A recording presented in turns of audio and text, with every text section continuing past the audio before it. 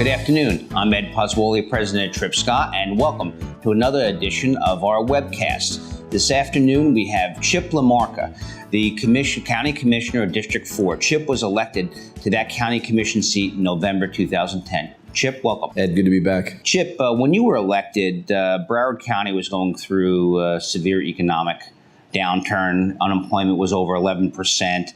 There was empty storefronts, particularly big boxes, that littered US 1 from basically Broward Boulevard all the way up to the county line.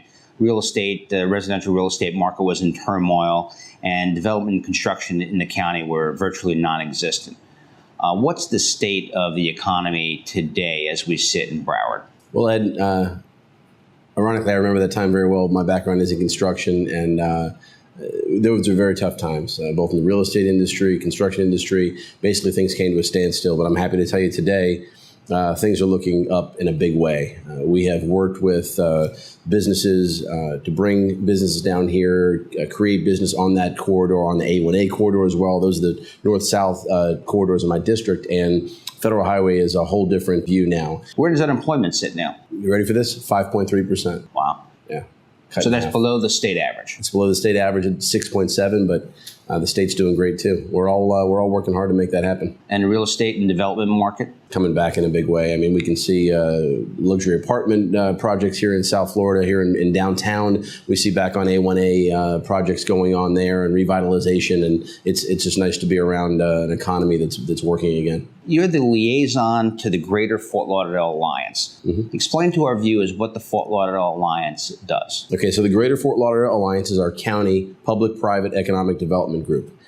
They receive some county funds, and they receive private funds that they raise on their own. And basically what their job to do is go out and bring companies here, try to relocate headquarters here to South Florida, to Broward County, and retain the current businesses that are here. They work in conjunction with companies like Citrix to stay here when they have a new project going on, instead of going to the Research Triangle in North Carolina, for example. And as the liaison to the Broward Alliance, you're the liaison for the county commission to the alliance, right? Correct. It's one of my appointments that I serve there, and really I'm one of the board members, and it's a great organization to work with because they're really the mover and shaker group in Broward County, and people who really care about creating a better economy, and it's working. What do you believe the drivers of the South Florida economy are?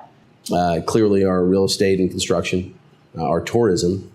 And none of our tourism would happen without our beautiful beach. So it's really it's our natural resource, working with our business resources and bringing people here. We're approaching 49 straight months of increased tourism.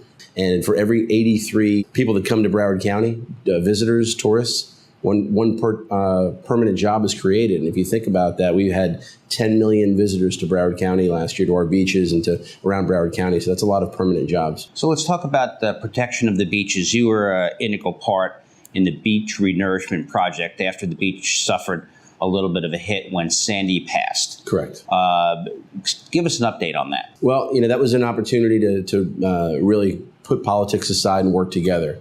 Mayor of Fort Lauderdale, our state senator, our state rep, and myself at the county level, all four of us worked together with the Department of Transportation. We obtained funds from out of our area to do an emergency repair on that beach. We put a steel sheet piling in so that if there's ever a further storm in the future. Now, just so the viewers understand, the portion of the beach that we're talking about specifically is just north of Sunrise Boulevard. Correct. It's about a half mile. It's just north of Sunrise Boulevard at about 14th Street, and it's about a half mile long. And it was a hot spot in the past, but it suffered some major damage, and we almost lost A1A in that area. People live there, so obviously it's a infrastructure issue at that point. The water was coming all the way up to A1A. It was actually the street was covered with sand. So what did we do, and then what is left to be done? Okay, so that was an emergency repair. We put some emergency assets on there, resources, people and money and time all came together to make that repair. Moving forward, we have a Segment 2 project, which goes from Hillsborough Inlet North to Port Everglades Inlet South. That area is called Segment 2. And we've got a project that's been 15 years in the making. And we're at the final stage of pulling that permit out of Tallahassee to be able to truck sand in and put it on that beach and widen that beach to a minimum of 75 feet. Okay, and that's important because that's one of the draws to tourism? My district comprises of the coast from Deerfield Beach all the way down to Port Everglades, and that's 61% of our tourists spend their money in that district, in that area on the beach. 51% of it is Fort Lauderdale alone. So that 61% is going to have a renourishment so we can continue to keep people coming down to South Florida, staying in our hotels, eating in our restaurants, and putting their toes in the sand. Tourists get here in two ways. I mean, essentially they're drawn here in two ways. The airport, and there's a big project going on now. Give everybody an update on the existing airport project. Okay, so Fort Lauderdale, Hollywood International Airport, FLL as we call it, there was a major renovation on the South Runway project, and it had to be 8,000 feet long, so it extended east over US 1, over the railroad tracks, and the final runway will be 62 feet in the air at the east end. It'll be 8,000 feet long. So that's the construction that we're seeing. Yes. Heading south from downtown toward Hollywood on US 1. Yep, that's that project, about an $800 million project. The rest of the work at the airport is to modernize all the terminals, and we're going to have all new restaurants, local flavor, local flair, local businesses, so the money will stay here. Right. We're 21st in the United States, so we're expected to get up in the top 2 or 3 nationwide with these concession upgrades and all in the airport runway. So the accommodations inside the airport terminals are being upgraded. Yep. But you mentioned that 8,000 feet of runway? Mm-hmm. Why is that significant? We get some of the larger jets. We have a north runway now that they could land on, but we needed an alternative, and the only other alternative we had at the time was a short runway. So we want to be able to bring the big Boeing 787s and the Dreamliners and things like that. And we just signed a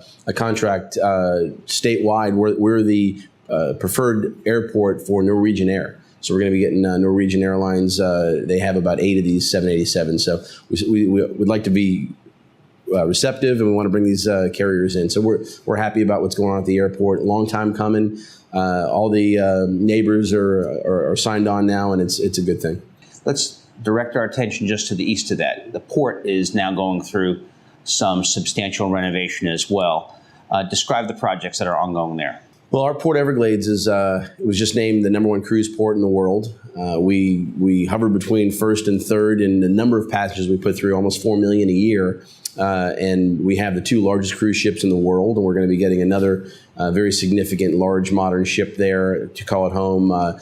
Port Everglades is undergoing a lot of the changes that, for example, Miami is doing. We're in the process of getting our permits to dig the port channel wider and deeper so that we can bring in the post-Panamax ships. But a lot of the other things that we're doing at Port Everglades will set us apart from any port, including our ports to the south and north of us. We're creating a larger turning notch for our add additional cargo space, so we'll have the ability to bring in more cargo ships, not just bigger ones. We're also doing a rail project there that will get the cargo mostly containerized right off the ships onto rail and out of Port Everglades without ever coming in contact with our traffic issues that we have here in South Florida. So a lot of work going on in the port, and it's a state, federal, and local initiative. So we're very happy with what's going on. You were also involved with driving some additional activity out west in the BB&T Center. Right. Talk about that a little bit. Our county-owned sports arena is home to the Florida Panthers, and the Florida Panthers recently had the opportunity to have a new owner, and the Viola family came in from New York. Financial money management background and trading industry. Very much bought into the community. They have roots here in South Florida, and one of their sons is actually going to be part of the management team. And part of the overall arena issue is that they're looking to do additional development around the arena. We have 48 acres, I believe it is, around the arena. Looking at doing some upgraded shopping to tie into Sawgrass Mills, a second most visited place in all of Florida, next to only Disney World. At the arena as well, there's been upgrades inside. They're making upgrades to the team. They've signed some pretty significant events too. We're going to have the NHL draft in the next 2 years, and we're going to have the NHL All-Star game as well in the next 2 to 3 years. So we're happy with the programming. We've got Billy Joel and some other folks coming in. So right, it's January. Always a good thing. All right.